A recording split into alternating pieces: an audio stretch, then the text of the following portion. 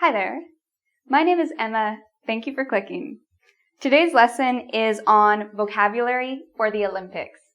So the Olympics happen every 4 years. The Summer Olympics happen every 4 years, and the Winter Olympics happen every 2 years. So there are things that happen quite regularly, and as a result, this vocabulary is pretty important to know if you want to talk about the Olympics. So let's get started. So first of all, the first vocabulary we're going to learn today are the people of the Olympics. So the first word I have here, and all of these are nouns. The first word I have here is athlete. So who are the athletes? The athletes are the people who play the sports or who enter the tournaments. So for example, David Beckham. He is an example of an athlete. Michael Jordan, Luis Suarez, Yao Ming. There are hundreds of athletes I could give examples of. So these are the athletes. The next word is coach. Who are the coaches? They're almost like the bosses of the athletes. So if there's a team, the coach is the person who decides who's playing, who's going to sit out. The coach decides how the team will win or how the athlete will win the sport. So the coach often tries to motivate athletes to do better, and their main goal is to help the team win through strategies and game plan. Next, we have the trainer. So the trainer is a little different than the coach. They work with the athlete to get them into top physical shape. So the athletes are nice, strong, able to run long distances, able to compete well. So the trainer focuses on the athlete's body and getting it up to speed. Next, we have the word referee, also known as the ref. So the referee, or the ref, is the person who usually has a whistle, and they make sure that the athletes follow the rules. If the athlete doesn't follow the rules, they blow their whistle and usually give some sort of penalty. So this is the referee. The next word we have judge. Now, a lot of people, they think judge in sports. Well, a judge is a person who usually gives marks in certain events. So you don't find a judge in all events, but you do find judges in figure skating, boxing, in these types of events where they usually hold up a sign and with points on it. So 10 points, for example. Finally, we have the word spectator. So who are the spectators? The spectators are the people who watch the event. So if you've ever gone to a soccer game, a baseball game, to the Olympics maybe, and you've watched people play a sport, you are the spectator.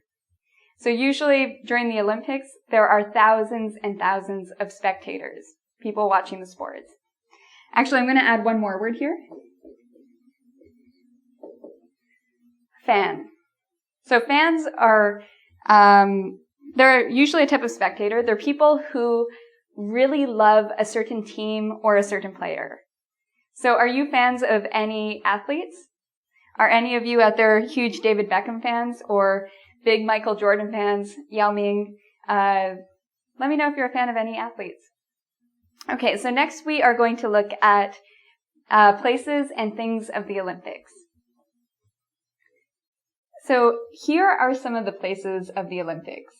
You will hear them constantly talked about in the news if you're reading up on the Olympics. So these are really good words to know. So these are all nouns as well. So keep that in mind. So the first word we have is the venue. So venue. What's a venue? It's a very simple word which means a place where an event is held. So we don't just use it for sports. We also use it for concerts, for any type of event. We talk about the venue, where the event is going to take place. So there are different types of venues at the Olympics. So venue is almost like the umbrella term. The rest of the words are underneath venue. So they're all types of venues. So the first word we have is stadium.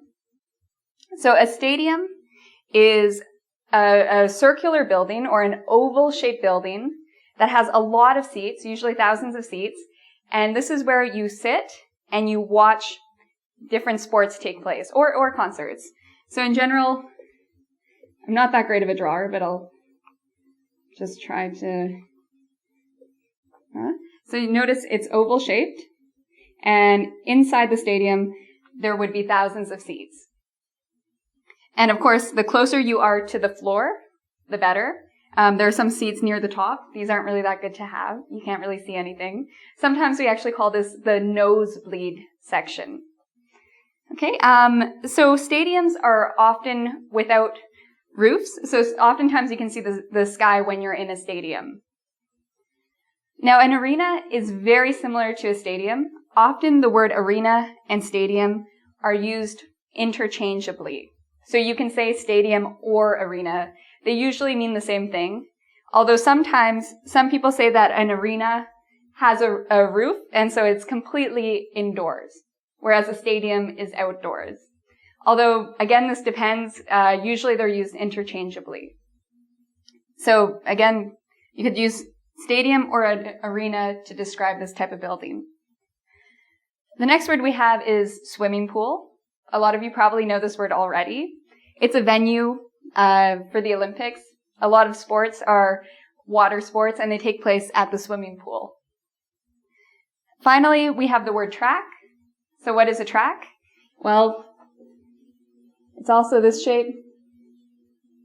And people either run on the track, so they run around. Other sports take place there too. With horses, for example, we have the racetrack where the horses run around the track. Or sometimes we have car racing on a track. So all of these use the same word, track. All right, so now let's look at some objects of the Olympics.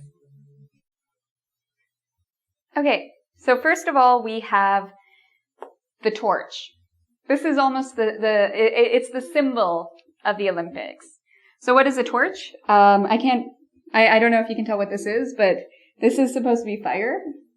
And this is supposed to be like a stick. So the torch is the object that Olympians hold. Usually, the torch is taken through many different countries throughout the year. People run with the torch from one country to another country to another country.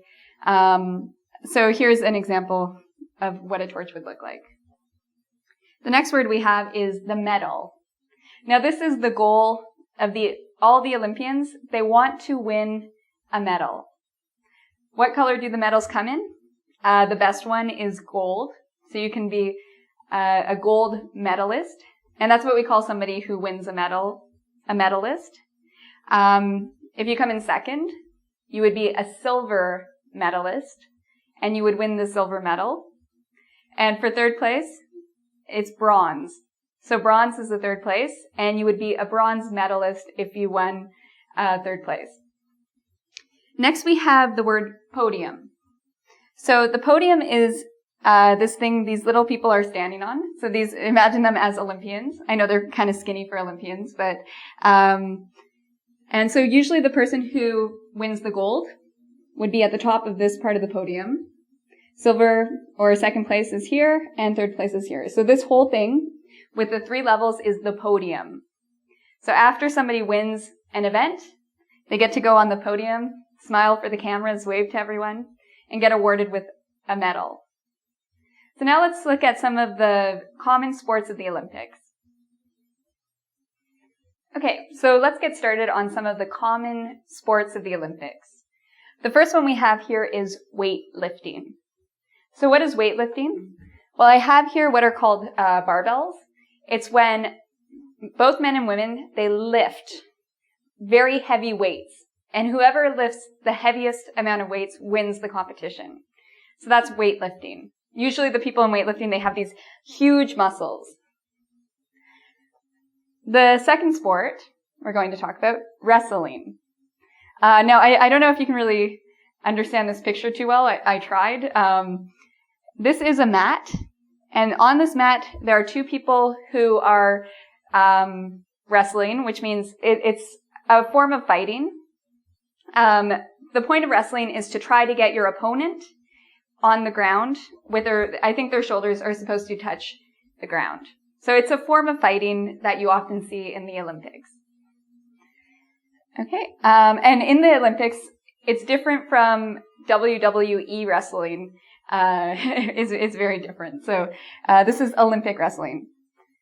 The third one is archery. So archery, here we have the bow, and here we have the arrow. So it's where you shoot an arrow from a bow. That's archery. Our next sport, boxing. So here I have a boxing glove. So this is a type of fighting where people box. After that, gymnastics. So I've drawn here, there are different forms of gymnastics. There are many different types of gymnastics. Here's an example. We have this beam, and we have somebody who's doing a cartwheel or a flip on this beam. So here we also have the bars, where this person is probably going to do some flips up to here, maybe do some more flips, and then they land. So these are just two examples of gymnastics. There are many different types. Hurdles. So hurdles are when somebody runs and there's an obstacle in the way. It usually looks like this. And somebody has to jump over it, run a little more, jump, run, jump, run, jump. We also use the word hurdles not only when we're talking about the Olympics, but we use it as a synonym for obstacles. So for example, I've faced many hurdles in my life. So this is not only Olympic vocabulary. The next sport is pole vault. So this is actually my favorite Olympic sport, just because I've seen people do it. It just is such an interesting one for me, where you have a long stick and you run with the stick, you shove the stick into the ground and you flip over a very high bar. So if I could choose any Olympic sport to compete in, it would be pole vault. Next we have relay. So this is where you have a team of runners, and each one has something called a baton. So it's bigger than this, but they hold it behind their back. They hold it behind their back. This is sort of awkward to do. And somebody comes running, hands them the baton, and then they run with the baton, and then they run it to the next person who runs with the baton. So it's a type of race where you have multiple people in the race on your team. Finally, we have the discus. So the discus, this is a circular shaped object, and it's thrown. So it's a very heavy object that's thrown. So of course there are many more Olympic sports on this list. This is just some of the common summer Olympic sports we have and events. So I hope that you found this video interesting, and hopefully you've learned some vocabulary from it. I hope you're watching the upcoming Olympics. So if you would like to practice some of this vocabulary, I invite you to come visit our site at www.engvid.com. We have a quiz there where you can definitely see if you've gotten a full understanding of these words. So until next time, take care.